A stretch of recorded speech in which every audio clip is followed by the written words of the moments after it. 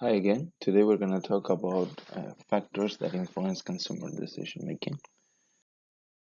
The first thing we're going to discuss briefly is what is the difference between consumer buying behavior and business buying behavior. So, by consumer buying behavior, we mean when the product or service is destined to be used by the final consumer. So, you can take as an example staples for a stapler, right? So staples could actually be purchased by a final consumer, like a typical household, where those products are going to be used around the house for whatever purpose, but definitely not to make money. On the other hand, the same staples can actually be purchased by an organization, like a small business. And in that case, we will not be talking about final consumers, but those staples are actually used for the business to operate. And because of that, that would be a business to business instead of a business to consumer situation. So we're talking about consumer buying behavior because we're referring to the final consumer. And we're talking about consumer markets because we're dealing with final consumers. Okay.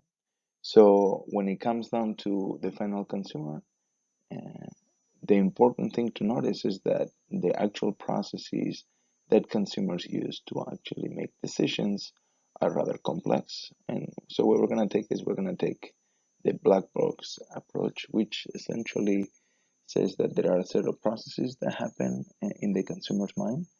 And the important part for us to do is to try to understand what kind of factors like environmental factors, for example, determine what those choices are going to be. And today we're going to discuss uh, those factors that actually influence the decisions. We'll talk about the actual decision processes in part two of this presentation. So now let's discuss what kind of characteristics affect consumer behavior. What are the factors or the variables that impact the way buyers make decisions? So as you can see in the diagram, we have the buyer over here, and there are a whole set of characteristics for the ones that are farthest away from the actual buyer, like culture, and to the ones that are actual characteristics of the buyer, because of that they are actually closest to the buyer in this diagram. Okay, so in the following slides, we're going to discuss these four big sets of characteristics: cultural, social, personal, and psychological characteristics. Let's start with cultural.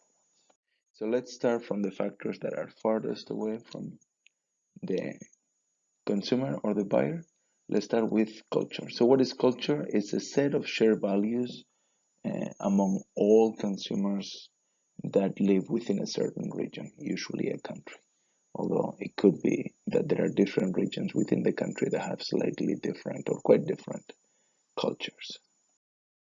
The difficulty with culture is that oftentimes we don't even notice that these things are affecting our decision making. These are things that we have learned since we were kids, and a lot of the cultural values that we actually share have been embedded in our psyche from when we were little kids in our families and friends and other circles of influence. But culture could also describe smaller groups of people within a country or a region, and we will call that subcultures. And the interesting thing about subcultures is that they are not necessarily only motivated by family or friends, so they are not uh, necessarily created by things like ethnicity, although those are legitimate subcultures as well. But we also observe interesting subcultures, like, for example, subcultures of consumption. So there are some brands that are so strong that it will create a certain set of values or shared values among the users of the brands. We can see this, for example, in brands like Harley Davidson, where the people that actually buy the products behave in a certain manner that it's unique to the brand when they are actually using the motorcycle. They dress in a particular way, and etc. etc. Another important factor is social classes.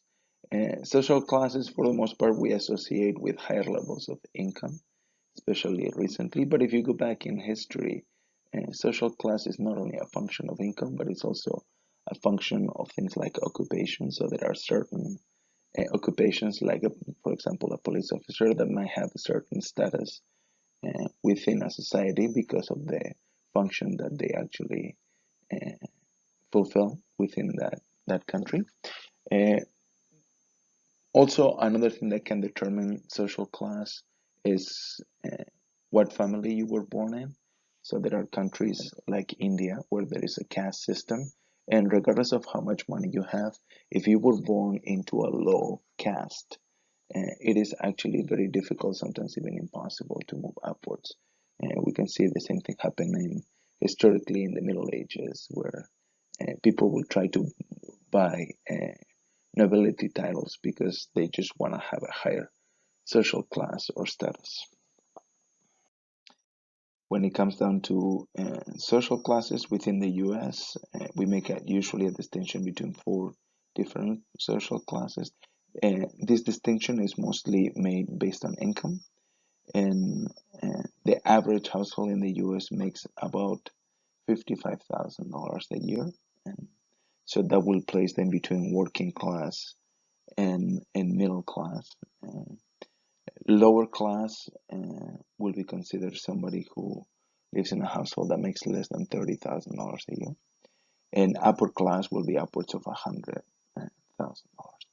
So, like I mentioned before, in other countries, these cutoff points will be totally different. The average uh, household in China makes $11,000 a year, so that will be quite different than what is considered a lower class here will be an upper middle class in the case of China. Other than talking about the cultural factors that influence decision making, now we're going to talk a little bit about social factors.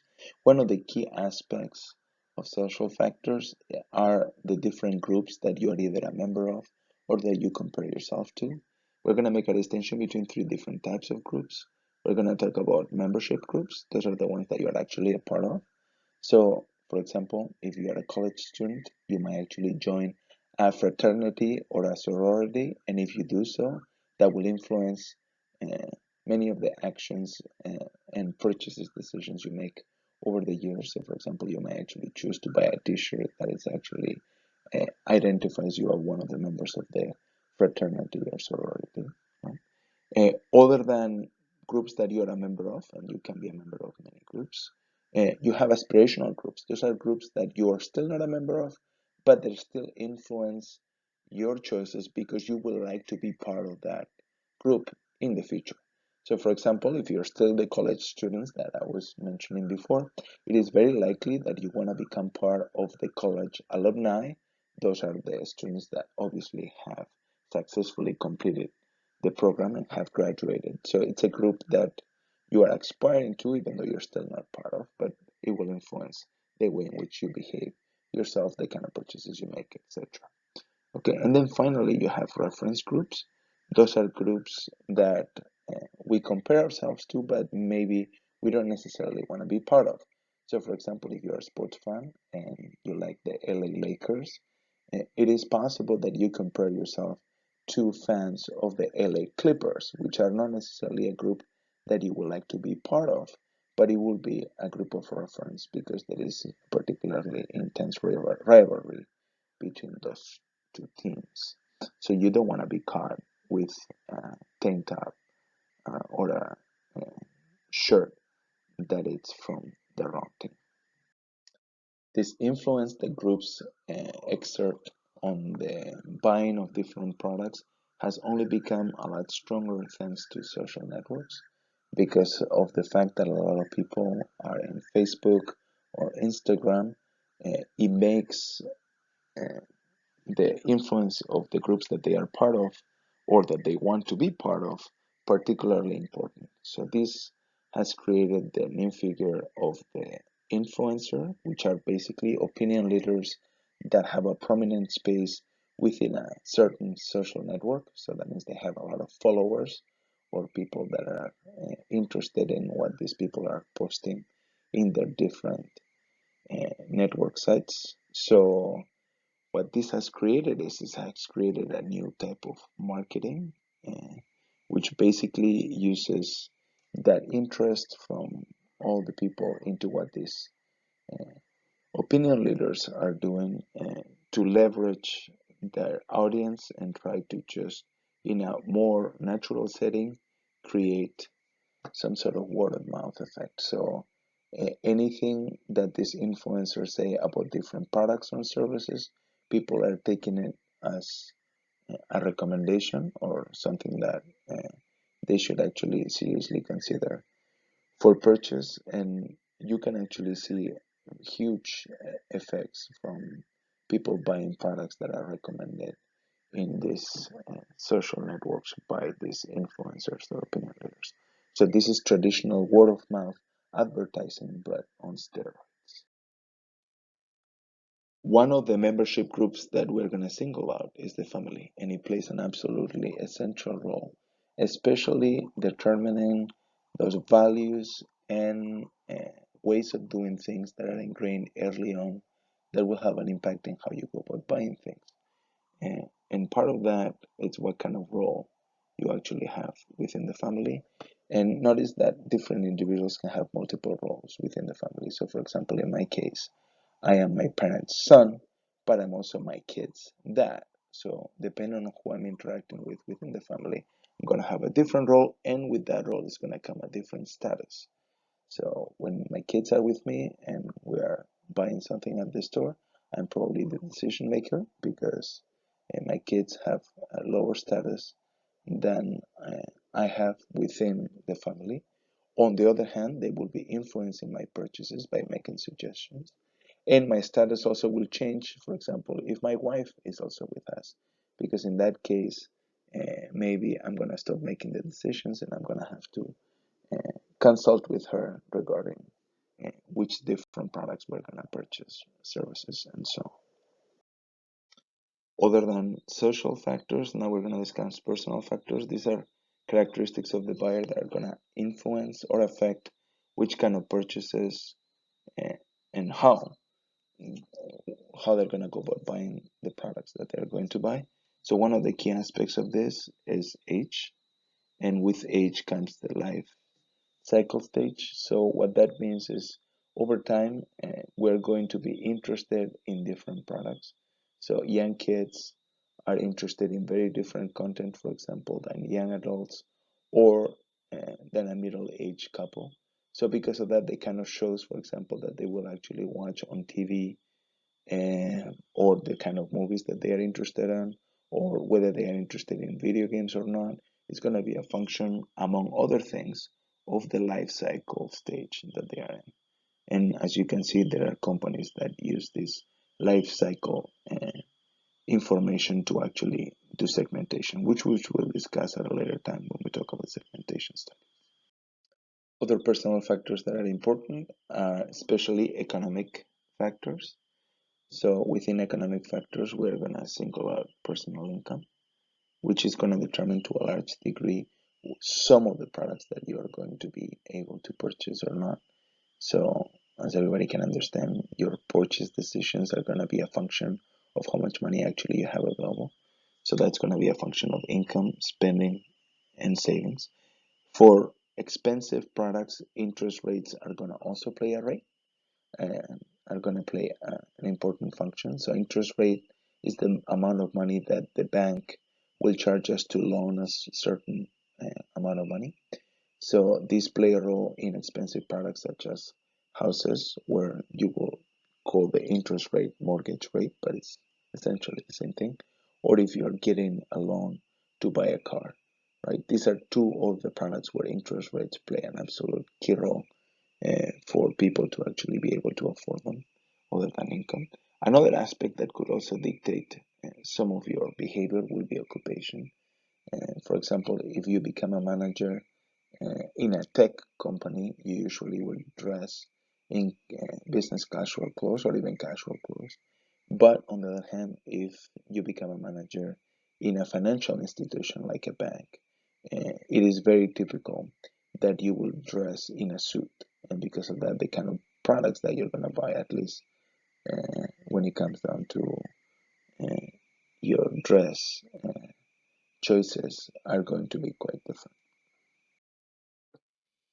Other personal factors that are important is lifestyle. Lifestyle is the kind of patterns of consumption that we observe in people that are associated with their psychographics. So, for example, typical lifestyle uh, segment or group will be people that are interested in outdoors activities. So, in that situation, just anything that is related with outdoor experiences, might be interested in. The kind of products that I'm going to buy are going to be associated with that. Also, the kind of car that I'm going to buy is going to be such that it's going to enable me to go outdoors. So maybe I'll be interested in having some sort of 4x4 uh, car that will enable me to actually get into more remote locations so that I can uh, experience this outdoors living that I crave. And the last personal factor that we're going to discuss is personality.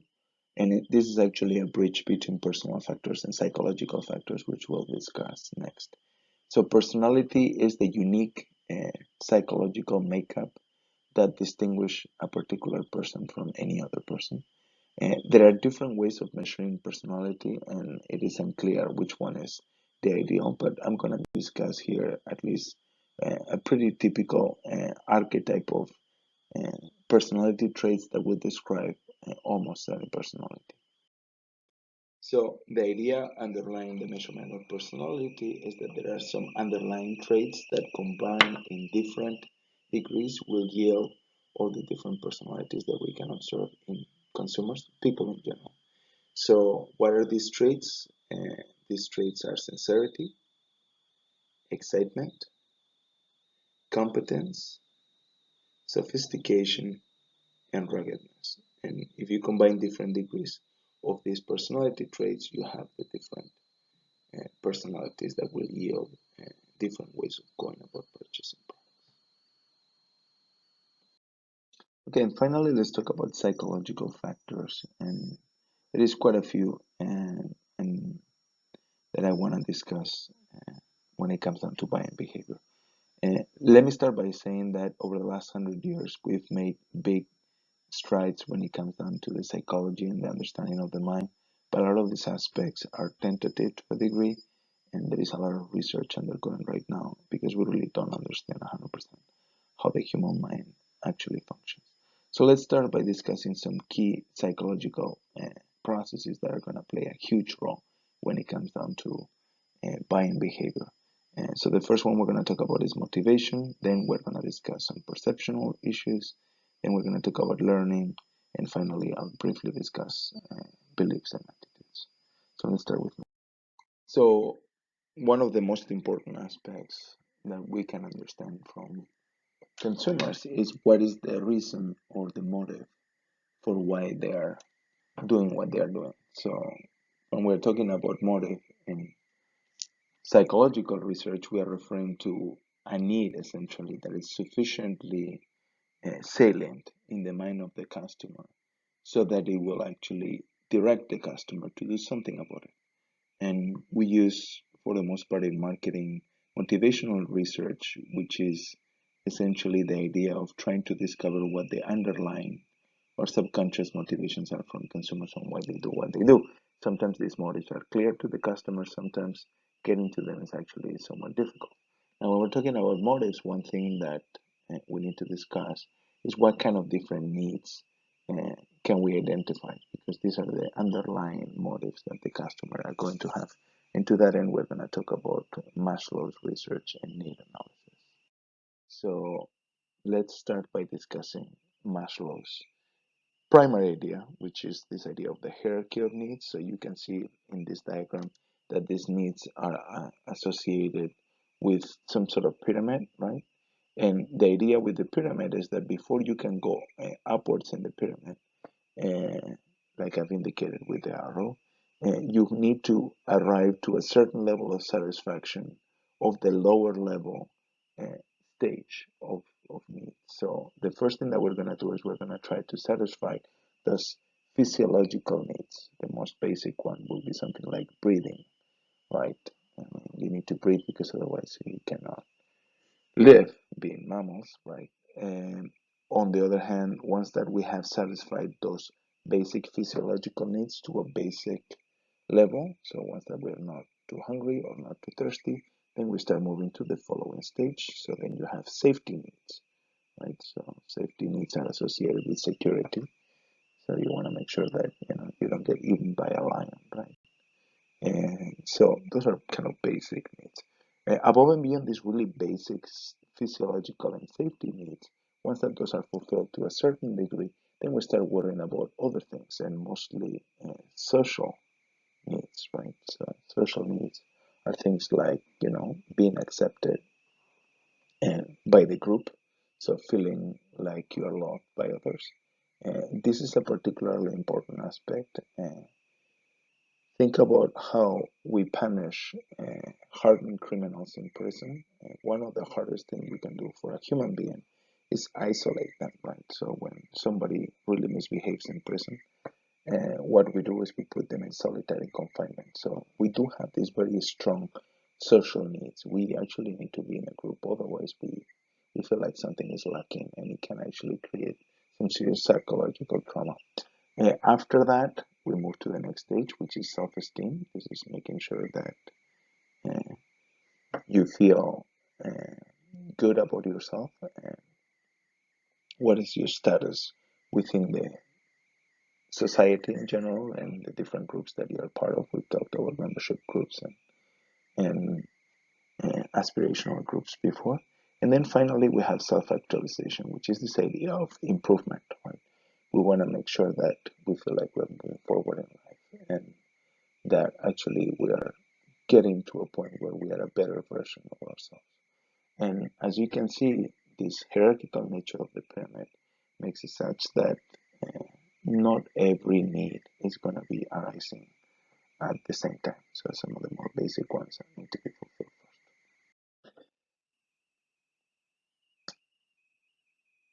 Another important psychological process that we need to understand is how we actually perceive the world.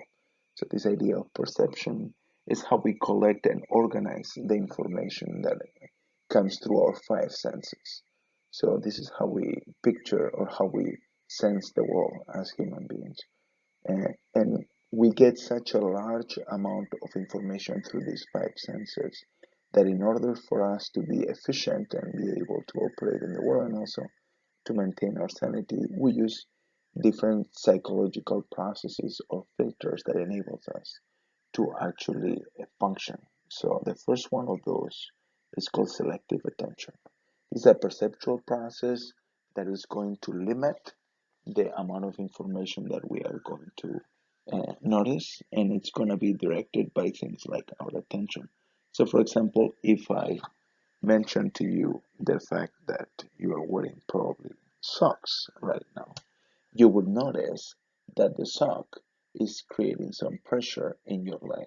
The fact that I mentioned the word sock, it becomes prevalent or important for you, and because of that, you notice it. Selective attention is the fact that unless I actually mention that, even though your body, through the touch, it's sensing that the sock is there, your mind is blocking that information 99% of the time because otherwise there will be so many things that you're paying attention to, through all the senses that you will not be able to pick the relevant or important information that's out there. And the next process is called selective distortion. Selective distortion is when we actually change information that comes through some of the inputs because it's not consistent with our either previous experiences or prior attitudes and beliefs about the world. So, for example, if you're a big fan of Apple and somebody mentions that Apple is using sweatshops in China to make some of their products, uh, you will start by dismissing that information because you're a big fan of the Apple brand and just making some excuses or reasons why, maybe it's not as bad as it's been depicted in a particular article that depicts those factories as sweatshops. So what we are doing is we are distorting the information to make it consistent with what we already know to be true. And lastly, we are also going to engage in selective retention. Selective retention is essentially forgetting about things that are inconsistent with some of our prior beliefs or experiences. So what we do in the case that I was discussing with information about sweatshops used by Apple, we will just simply forget about that news piece after a few days because it's inconsistent with our prior beliefs. And to avoid that uncomfortable feeling that it creates, we just forget about it. So we only retain information that is consistent to some degree with our prior knowledge or attitudes. And here you have the same ideas just written in another way. Selective attention, distortion, and retention, the three processes that will enable us to process large amounts of information and still keep a certain degree of consistency over time. Now, other important processes that we want to understand from a psychological perspective is learning. Learning from a psychological perspective, it's the change of individual behaviors that arises from some sort of experience or stimuli that comes from the world. So, it involves some perception. We need to just have some sort of stimuli from the world and then some sort of experience that we have acquired from it and changing the way we go about doing things. And let me just discuss some of the different types of learning, and then we'll get into some of these terms like drive, stimuli, and cue. So, generally, learning occurs if we are actually making changes in our long-term memory. Now, we all have three different types of memory. Perceptual memory, which occurs in under a second, and that's the time that it takes from the senses to get that information to our brain, and that's very, very, very short-lived. And that's just perceptual memory. Then you have short-term memory, and we have a very small amount of storage that we can use for about 30 minutes at most. So if somebody asks you to memorize, for example, a telephone number, and you read it a few times, you're just storing it in short-term memory. Okay. And then finally, you have long-term memory. And as far as we realize, or as far as we can tell, there is almost limitless long-term memory capacity. But for us to move something from short-term memory to long-term memory, we actually need to make some sort of connection or relate that short-term memory storage piece, like the telephone number, to something else that we have already stored in long-term memory. And once that we create that linkage or connection, then that's when we can store long-term memory, and then there is not a lot of limitation as to how many pieces of information we can store. Now, when we're talking about learning, we're talking about changes that are occurring in our long-term memory, and this is the way we actually behave, right? So we need to make that connection. Okay. Now, from a marketing standpoint, learning can be thought as the process by which individuals acquire the purchase and consumption knowledge and experience that they apply to future related behavior. So it's about how we go about buying products based on our prior experiences with either the product or other people that have used the product. Now, when it comes down to learning situations, we are going to make a distinction between two very different types of learning. And this is going to be essentially dictated by the degree of involvement with the decision that we're making. And if you remember from other discussions that we have had, involvement is a very important variable, which is going to determine essentially how important a decision is for you, right? And it's going to dictate the degree of motivation because of that. When it comes down to making that decision, right? So how much information am I going to process, how much information I'm going to search for, and how careful I'm going to be about making that decision. Okay, high degree of involvement will be just the opposite, when I'm really motivated to actually process information, and I try to be particularly careful in the way I behave and I make the decision. So when it comes down to learning theories, we're going to make a distinction between two different types. And today I'm going to discuss two of the most important behavioral learning theories. Right? So there are behavioral learning theories and cognitive theories. So let's start with behavioral. Behavioral learning theories are essentially the way people respond to some sort of external stimuli in a consistent or predictable way. Okay, and for that, we're going to discuss two of the most prevalent uh, behavioral learning theories: classical conditioning and instrumental or operant conditioning. Let's start with classical. Okay, so classical conditioning, typically associated with the work of Pavlov, which was a social psychologist, and he basically was working with animals. And this kind of behaviors we can see in many different species of animals, but the original experiments came up to be with dogs. So what Pavlov was doing is he was trying to understand the way dogs behave uh, when they are presented with different stimuli. So what the original experiment did is it will present the dogs with an unconditional stimuli. That's the way it was originally called. It was essentially a bell. So Pavlov will ring a bell, and Pavlov will just observe the behavior of the dogs where the bell and something else were paired together, and that something else was food, right? So Pavlov will ring the bell, and then he will provide at the same time or closely in time some food to the dogs. It was actually meat powder, but any food probably would do. And what he observed over time was that as these two stimuli were paired, or were just shown simultaneously to the dog will learn that whenever the ring will, whenever the bell will ring, the food will come, and because of that, you will observe the dog responding behaviorally even when the food wasn't there. So Pavlov tried essentially showing the bell, ringing the bell for the dog, and noticing that the dog will actually salivate even though there was no food present.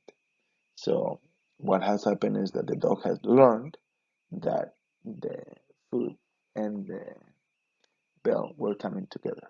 Now the bell was called a conditioned stimuli, and this is a stimulus that in nature, before the dog is trained, has no effect on the dog. You just ring a bell, and so long as it's not too loud, the dog is not going to behave in any particular way. Then there is the unconditioned stimulus, which is the food. Now, the dog is naturally wired to respond to the food. So when the dog smells the food, it's just, if he or she is hungry, is going to be responding to that food by trying to either acquire and eat it, or maybe before that, it's going to start salivating, preparing the body to just take on that food.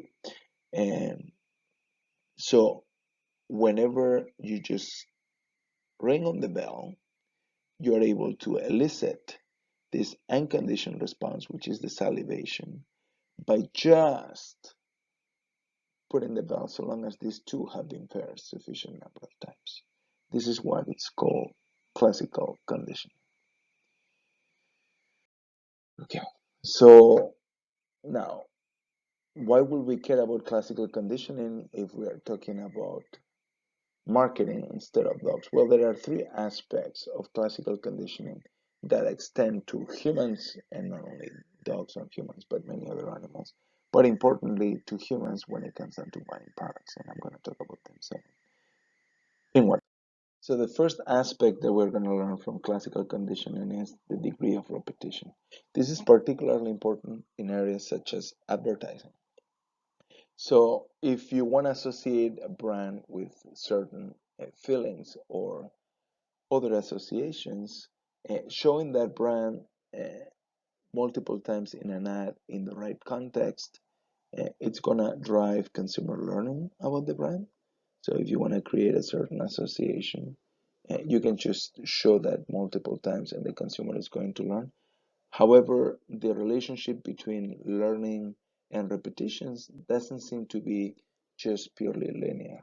So there is a point after which, if you show the advertising too many times, instead of driving consumer learning, what you end up achieving is advertising wear out. People just get annoyed that the same commercial is being shown over and over and over again. So it seems like when it comes down to the number of repetitions in advertising, the response is curvilinear. So we have here the number of repetitions, okay, and this is the liking, okay. So the relationship is curvilinear. So in the beginning, it improves, right?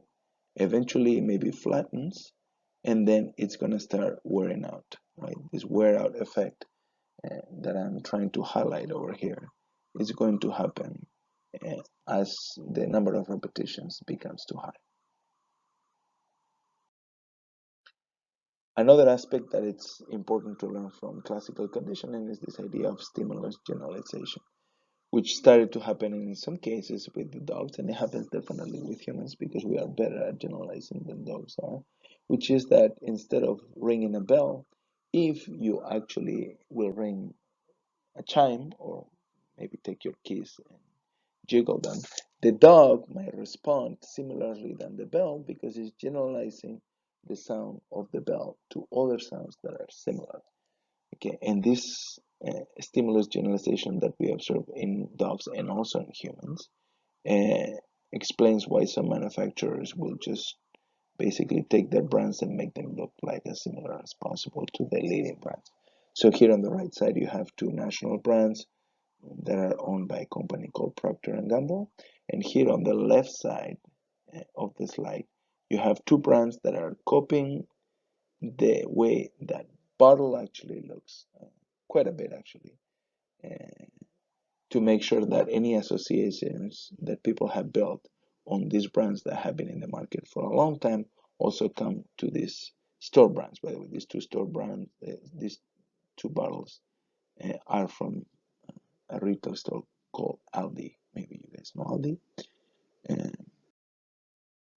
And this idea of stimulus generalization can be used not only for trade dress, but in general in marketing. So here you have not only store brands using this idea of generalization, but also brands. So you can do a line extension, which is when you introduce, for example, a type of product like Coca-Cola Light or Coca-Cola Zero, that is a variation of the original product, and it leverages the fact that any know-how or any knowledge that has been built on Coca-Cola is going to be able to extend to this new product in the line extension because after all, whatever was working before will be working now because you are generalizing the idea. So if you thought that Coca-Cola was sweet, refreshing, and you have fun memories of Coke Light, is also going to do that for you.